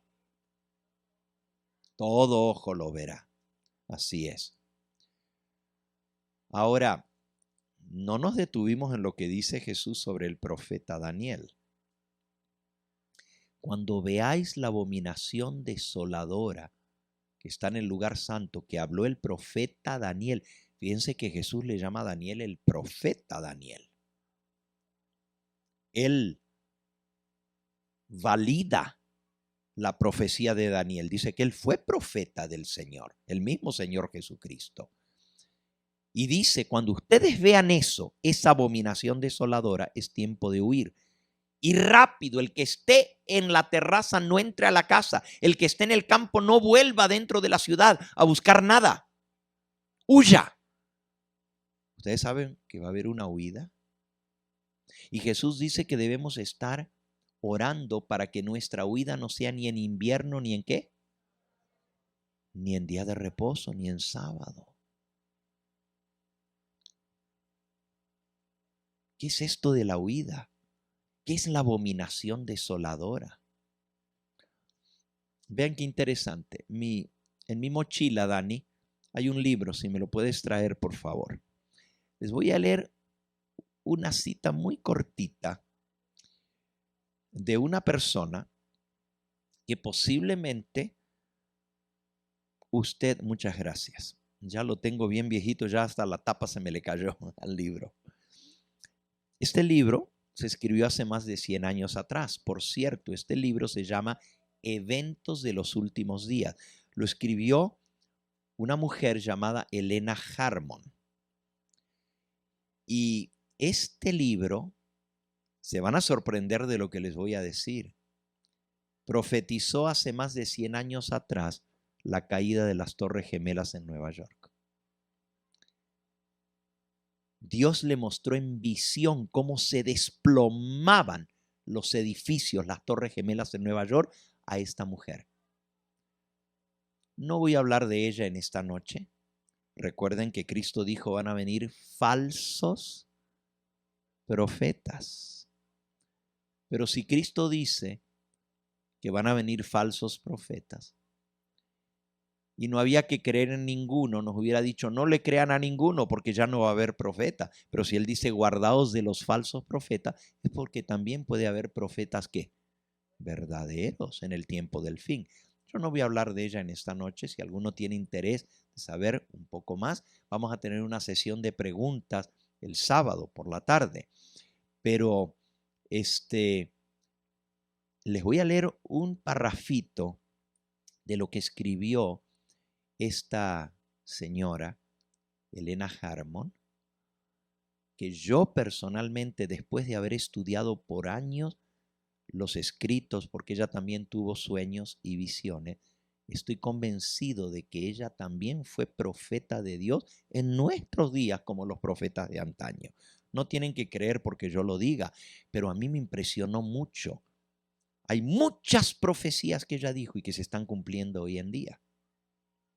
Les voy a leer lo que ella escribió. Esto no es una profecía, pero apoya lo que dice el Señor Jesús y apoya el estudio del libro de Daniel. Dice así en la página 15 del libro Eventos de los Últimos Días. Necesitamos un estudio mucho más detenido de la palabra de Dios, especialmente los libros de Daniel y el Apocalipsis deben recibir atención como nunca antes. La luz que Dios les dio a estos profetas fue dada especialmente para estos postreros días. ¿Para cuándo? Para estos postreros días. Y entonces dice lo siguiente: leamos y estudiemos el capítulo 12 del profeta Daniel. Es una advertencia que todos necesitaremos comprender antes del tiempo del fin. ¿Por qué el capítulo 12? Porque en el capítulo 12 está la mención de la abominación desoladora que Jesús dice: cuando ustedes vean en su sermón profético la abominación desoladora de que habló el profeta Daniel, escapen, huyan, váyanse a los montes. Usted dice: pero ¿y a dónde vamos a ir? ¿Y por qué vamos a tener que huir? Porque va a haber persecución, porque va a haber tribulación, porque incluso nos van a buscar para matarnos por el nombre de Cristo. Todo esto está profetizado y lo acabamos de leer en esta noche en Mateo 24. Pero el libro de Daniel tiene información que debemos leer y estudiar porque es información muy valiosa para este tiempo del fin. Así que es importante que no se pierdan ninguno de los temas de estos días que vamos a estar juntos. ¿Saben? Es una paradoja, ¿verdad? Este servidor vive aquí mismo en Perris, pero ando viajando por el mundo entero y aquí, que esta iglesia me queda caminando, puedo venir de mi casa hasta aquí. Hoy vine caminando. ¿Alguno de ustedes tiene alguna pregunta esta noche antes de que nos separemos? De lo que hemos visto o de cualquier otro tema que ustedes tengan. ¿Alguno de ustedes tiene alguna inquietud, algo que les gustaría saber? Este sería el momento de hacer la pregunta. A ver, hermanita, va a tener que venir aquí porque hay gente que lo está viendo por el canal y luego no la escuchan y dicen: ¿qué fue lo que preguntó esta señora que no la escuchamos? Acérquese. Muchas gracias. Muchas gracias. Buenas noches, hermanos.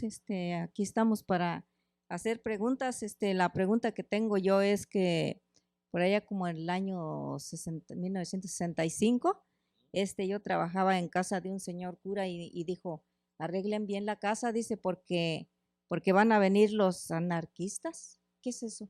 ¿Anarquistas? Ajá. ¿Qué son esos? La palabra anarquista quiere decir el que está en contra del gobierno. Sí, un anarquista es alguien que hace una revolución, por ejemplo, que se levanta en contra del gobierno establecido. Eso es un anarquista. Oh, pues yo estaba allí arreglando la casa porque iban a llegar los anarquistas y eso se me quedó. ¿Usted sabe en qué año? Pues todavía hasta ahorita estoy sabiendo qué eran los que llegaron. Bueno, esa era la pregunta. Eran revolucionarios. Ay, ay, bueno. Ok. ¿Alguien más tiene alguna otra pregunta? Así nos van a tomar por sorpresa, ¿verdad? Ok. Bueno, parece que... A ver. Acérquese, venga, por favor. Así aquellos que nos están viendo por la pantalla, pues pueden escuchar la pregunta también. Adelante, hermanita. ¿Cómo es su nombre? Nancy, bienvenida. Sí, la pregunta es acerca aquí en Mateo 24, todo esto, lo que cuando Jesús respondió cuando iba a hacer lo de su venida y eso, todo esto va automáticamente en orden versículo por versículo o van cambiando? Por ejemplo, un versículo va a pasar primero antes que el otro. Como por ejemplo aquí el 7 dice, se levantará nación contra nación. Primero tiene que pasar esto para que pase, por ejemplo, el número 9. Las profecías tienen un orden, pero se van acumulando. O sea, sucede una, pero esa sigue en vigencia y luego viene otra y se le suma. Y llega el momento en que todas las profecías se van a estar cumpliendo simultáneamente. Por ejemplo, va a haber terremotos, va a haber hambre, va a haber pestilencias, va a haber guerra, pero todas se van sumando una sobre la otra, sobre la otra. No es que viene una y se acaba esa y luego viene la otra. Pero sí Mateo 24 trae un orden, trae un orden.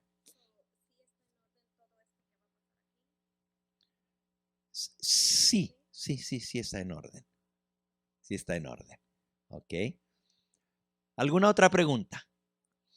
Ok, el tema de mañana ya vamos a ir directamente a entrar en profecía. Hoy vemos un poquito de las profecías mesiánicas, ¿verdad? Les conté un poquito de la Biblia, les conté de los grandes descubrimientos, de cómo nos llegó la Biblia, de lo que es profecía, de lo que son los profetas. Hoy fue más bien como una introducción para mostrarles lo que es profecía.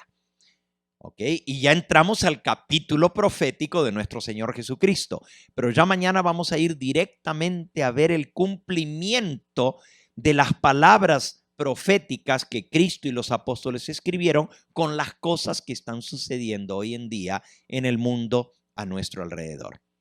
¿Ok? ¿Alguna otra pregunta?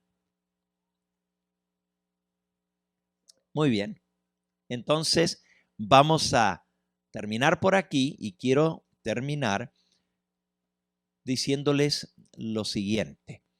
Es muy bueno, como vimos en nuestro primer versículo, estudiar la palabra profética más segura, porque nos indica el camino donde tenemos que ir, nos alumbra como una linterna en lugar oscuro.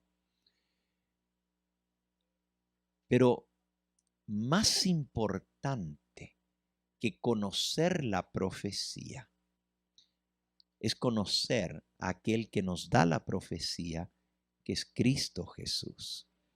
Conocerle a Él. En San Juan, en el capítulo 17, el Señor Jesús dijo estas palabras. Versículo 3. Esta es la vida eterna, que te conozcan a ti, el único Dios verdadero, y a Jesucristo a quien has enviado. La vida eterna depende no de mi conocimiento de las profecías, aunque es importante estudiarla y aunque es impresionante estudiarla, pero mi vida eterna, mi salvación, depende de mi conocimiento de Dios y de Jesucristo, su Hijo. Y Cristo dice allí mismo en San Juan, en el capítulo 5, el versículo 39, escudriñad las Escrituras, porque a vosotros os parece que en ellas tenéis la vida eterna, pero ellas son las que dan testimonio ¿de quién? De mí, dice Jesús. Así que sí hay que escudriñar las Escrituras, porque la gente cree que a través de esto es que vamos a agarrar la vida eterna. Vosotros creéis, os parece que en ellas está la vida eterna, pero las Escrituras dan testimonio de mí, dice él. Entonces, ¿dónde está la vida eterna? Esta es la vida eterna, que te conozcan a ti, el único Dios verdadero, y a Jesucristo a quien has enviado. Y las Escrituras nos dan testimonio ¿de quién? De Cristo. Pero miren lo que dice el versículo 40. Y no queréis venir a mí para que tengáis vida.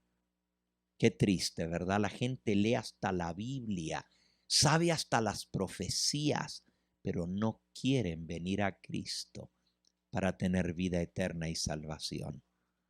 Él te ofrece que vengas a Él. Él dice, venid a mí todos los que estáis trabajados y cargados, que yo os haré descansar. Come unto me.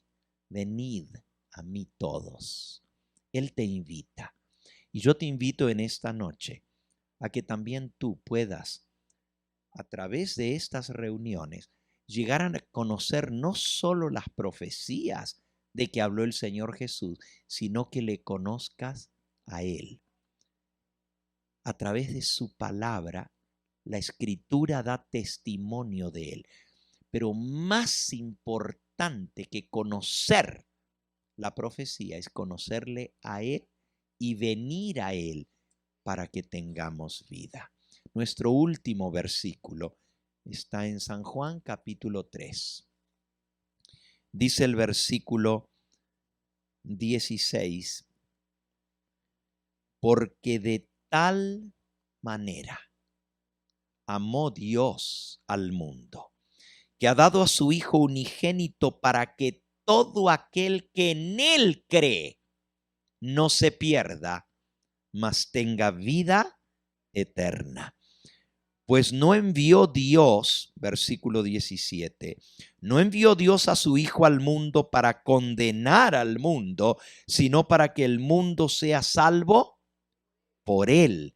El que en Él cree no es condenado, pero el que no cree ya ha sido condenado, porque no ha creído en el nombre del unigénito Hijo de Dios. Y esta es la condenación, versículo 19, que la luz vino al mundo. ¿Quién es la luz que vino al mundo? Cristo. La luz vino al mundo. Y los hombres amaron más las tinieblas que la luz, porque sus obras eran malas. Porque todo aquel que hace lo malo aborrece la luz y no viene a la luz para que sus obras no sean reprendidas.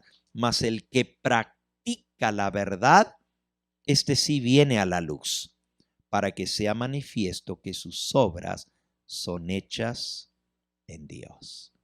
Yo te invito no solamente a conocer sobre Cristo, sino a venir a Él. Y tú dices, ¿y cómo vengo a Él?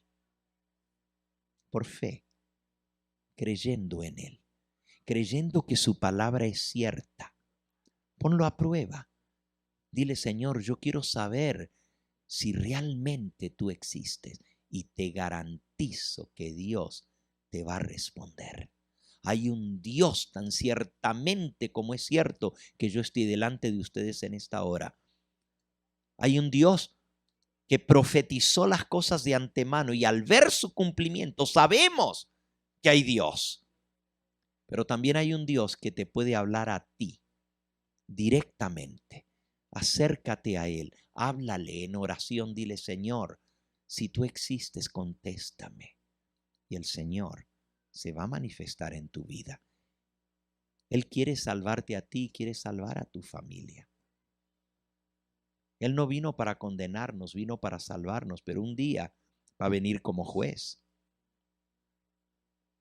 Va a venir a juzgar a los vivos y a los muertos. Hoy en día todavía hay misericordia, todavía hay perdón, todavía podemos venir al Señor para recibir perdón de nuestros pecados. Pero cuando Él venga va a ser demasiado tarde, porque Él ya viene a dar a cada uno según sea su obra. Quiera el Dios del cielo iluminar nuestras mentes, nuestros corazones, darnos un corazón dócil para que no seamos solo oidores, sino hacedores, como acabamos de leer aquí en este último versículo, donde dice, el que practica la verdad viene a la luz. No solamente hay que oír la verdad, pero hay que ¿qué? Ponerla por obra, practicarla, porque no son los oidores, sino ¿quiénes?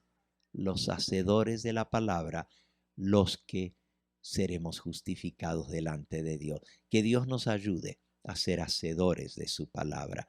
¿Hay alguno en esta noche que tiene alguna necesidad especial, que ha venido quizás con alguna congoja, algún problema en su vida, alguna situación difícil en su hogar, con algún ser querido, en su familia, alguien enfermo, y le gustaría que antes de irnos esta noche oremos especialmente por esa situación que hay en tu vida.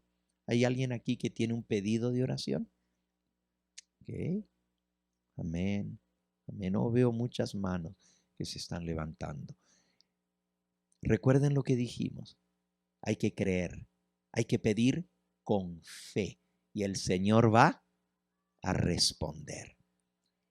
Quizás hay alguien aquí que quiere decir, pastor, yo escuché lo que usted dijo, que hay que venir al Señor creyendo en Él.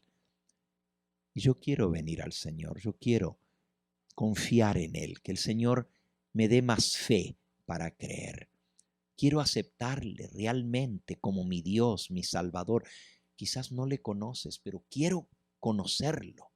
Hay alguien aquí que siente en su corazón que Dios le está llamando para tomar la decisión de seguirle a Él, de aceptarle como Señor y como Dios en esta hora. Y quiere decir, Pastor Gambetta, ore por mí, porque yo quiero hacer la voluntad de Dios. Quiero conocer su voluntad porque quiero ponerla por obra. Quiero ponerla en práctica. Que Dios me ayude en mi vida a ser un verdadero cristiano. ¿Hay alguno aquí que quisiera decirle eso al Señor? Amén, amén, amén. Alabado sea su nombre. Bendito sea su nombre. Vamos entonces a orar por todas las peticiones. A aquellos que levantaron su mano, les quiero invitar a que se acerquen aquí más cerquita conmigo para poder orar por cada uno de ustedes, los que tienen necesidades especiales. Vengan, si quieres pedir por un ser querido, vamos a pedir por ese ser querido. Si quieres pedir por ti mismo o por alguna enfermedad o alguna situación difícil, acércate. Vengan hasta aquí. No les voy a pedir que se arrodillen porque pues la tierra está mojada, ¿verdad?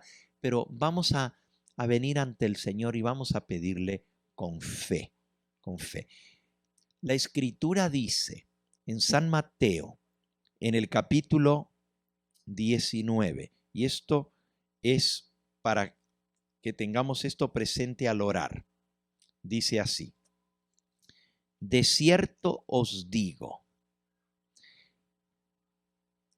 que si dos de vosotros se pusieren de acuerdo en la tierra acerca de cualquier cosa que pidieren, les será hecho por mi Padre que está en los cielos. Si dos nos ponemos de acuerdo para pedirle algo al Señor, Él va a hacer lo que le pedimos. Ok, yo soy uno y tú eres el otro. Dos. Tú le vas a pedir. Y aunque yo no sé cuál es tu pedido, yo le voy a decir al Señor, Señor, te estoy pidiendo por ese pedido que mi hermana está haciendo, por el pedido que mi hermano está haciendo. Escucha nuestra oración y respóndenos. ¿Te parece bien?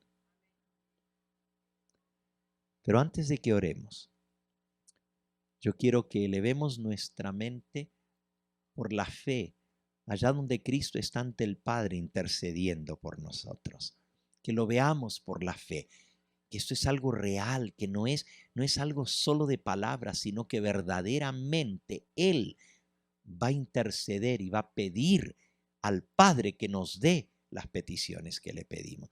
Y quiero que mientras pensamos en esa escena allá en el cielo donde Jesús intercede, escuchemos las palabras del himno que el hermano Efraín va a entonar en esta hora, que nos va a elevar hasta el trono de gracia. Y después de eso vamos a tener la oración por cada uno de los pedidos que tenemos en nuestro corazón.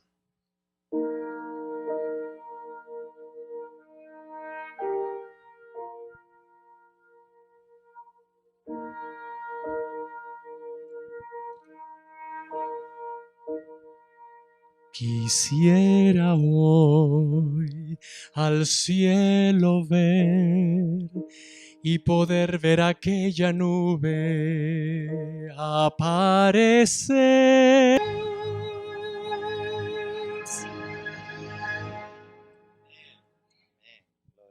Dios. Ustedes pueden permanecer así de pie como están. Yo me voy a arrodillar para orar a mi Padre Celestial. Los demás, si quieren ponerse en pie o si quieren arrodillarse, como ustedes quieran, vamos a hacerlo en esta hora. No les pido a ustedes que se arrodillen porque es tierra y está mojada, ¿verdad? Pero vamos a pedirle con fe al Señor por los pedidos que hay en nuestro corazón. Nuestro Padre y nuestro Dios, bendito y glorificado sea tu nombre. Aquí estamos, Señor, delante de ti, agradecidos por esa antorcha que alumbra nuestro camino, tu santa palabra. Pero más agradecidos aún porque Jesucristo, tu Hijo, vino a este mundo para darnos salvación y vida eterna. Porque a través de su sacrificio podemos ser perdonados y limpiados de todo pecado. Señor, aquí estamos delante de ti con todas nuestras congojas, con nuestras necesidades tan grandes. Somos seres humanos finitos, afectados por las cosas que suceden en este mundo y también aún en el seno de nuestros hogares, de nuestras familias. Tú conoces, Señor, el pedido de cada corazón. Tú sabes lo que hay en cada alma.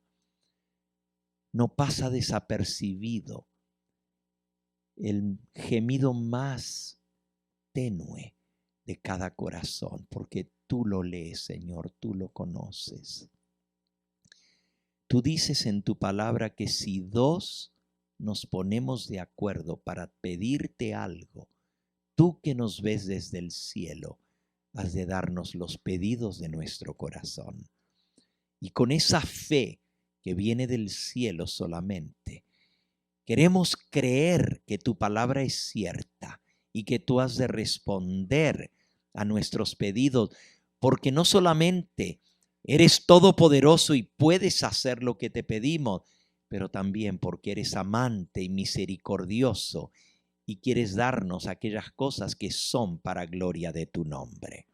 Señor, si algo de lo que te pedimos no está de acuerdo a tu voluntad, danos lo que tú quieras porque es mejor. Pero si tú ves que lo que te pedimos es para gloria y honra tuya, responde, Señor, para que nosotros podamos saber que hay un Dios que responde las oraciones. Somos dos. Aquí está mi plegaria, Señor, y está la plegaria de cada corazón en esta hora. Tú les conoces. Tú sabes lo que te están suplicando. Tú ves el balbucir de sus labios, Señor. Tú ves el clamor de su corazón. Y no solamente los que están aquí, pero muchos más que a través de la pantalla, a través de los medios de comunicación, de las radios que están en cadena, de los canales de televisión, están escuchando este mensaje. Yo te pido, Señor, en el nombre de Jesucristo, tu Hijo, que respondas cada oración para gloria de tu nombre. Y nosotros hemos de darte a ti la gloria. Queremos poder venir el día de mañana y decir, oh Señor, gracias porque has respondido a mi oración. Si este no es el momento, si tú crees que necesitamos esperar un tiempito más, danos paciencia para confiar en ti y saber que tú has de responder. Y en esta noche, al regresar a nuestros hogares, llévanos con bien, protégenos de todo mal. Bendice cada hogar aquí representado, cada esposo, cada esposa, cada madre, cada hijo, cada hija. Señor, tú sabes las luchas que pasamos en este mundo. Tú sabes, Señor, de las tristezas, de los desánimos, de los sinsabores, de los tropiezos, de las caídas, pero también sabes de nuestro amor por ti y nuestro deseo de hacer tu voluntad. Si hay algo que anhelamos, Señor, así como lo cantó nuestro hermano Efraín, es verte venir en gloria, ver esa nubecita, esa venida que tanto anhelamos. Pero, Señor, queremos estar preparados para el día de tu venida. Te pido, Señor, que estos días que hemos de pasar juntos aquí en Perris, puedan ayudarnos en esa preparación necesaria para encontrarnos contigo en paz cuando vengas a buscar a tu pueblo.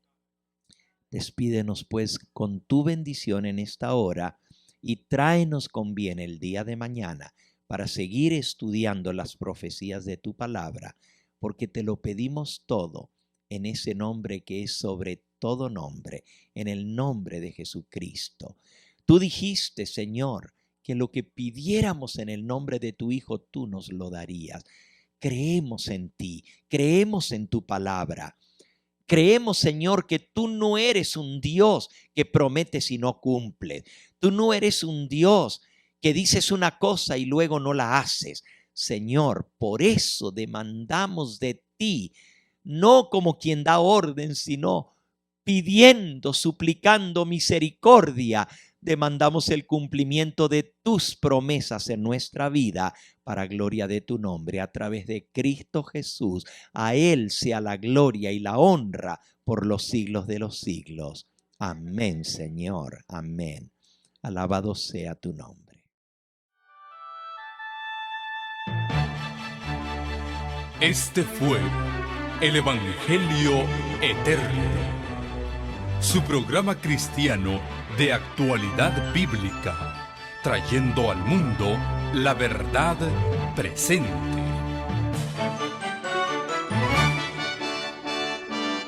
Y vi volar por en medio del cielo a otro ángel que tenía el Evangelio Eterno, para predicarlo a los moradores de la tierra, a toda nación, tribu, lengua y pueblo.